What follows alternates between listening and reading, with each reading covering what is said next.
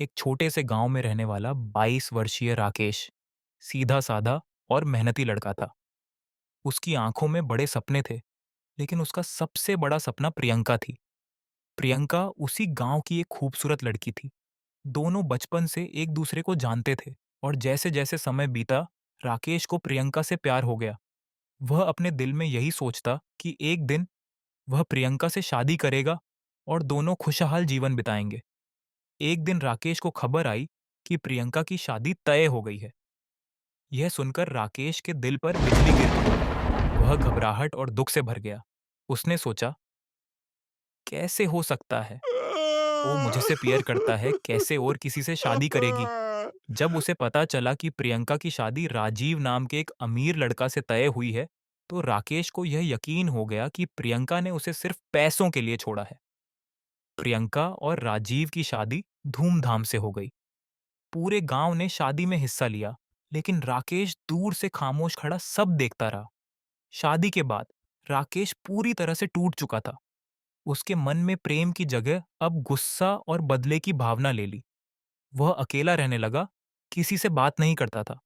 वह दिन रात बस यही सोचता रहता कि प्रियंका ने उसे धोखा क्यों दिया। एक दिन राकेश ने फैसला किया कि वह इस धोखे का बदला लेगा। उसने प्रियंका के पति राजीव के कारोबार के बारे में जानकारी इकट्ठा करनी शुरू कर दी। वह जानता था कि राजीव के व्यापार में कुछ गड़बड़ियां हैं।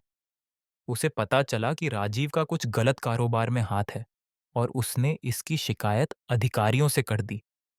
कुछ ही महीनों में राजीव की कंपनी पर छापा पड़ा और उसका कारोबार बंद हो गया। राजीव को काफी आर्थिक नुकसान हुआ। प्रियंका और राजीव की खुशहाल जिंदगी में खलल पड़ चुका था।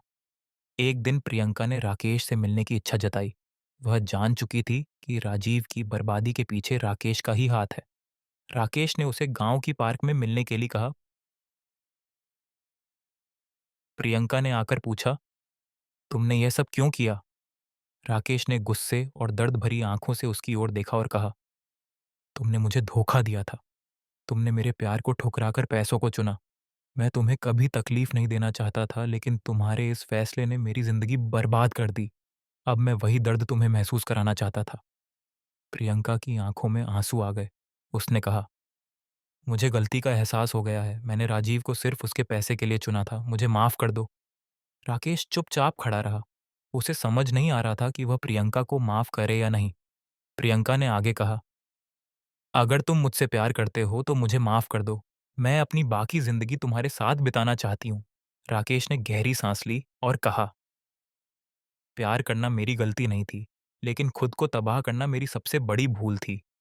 मैंने तुम्हें माफ कर दिया, लेकिन हम फिर कभी एक नहीं हो सकते।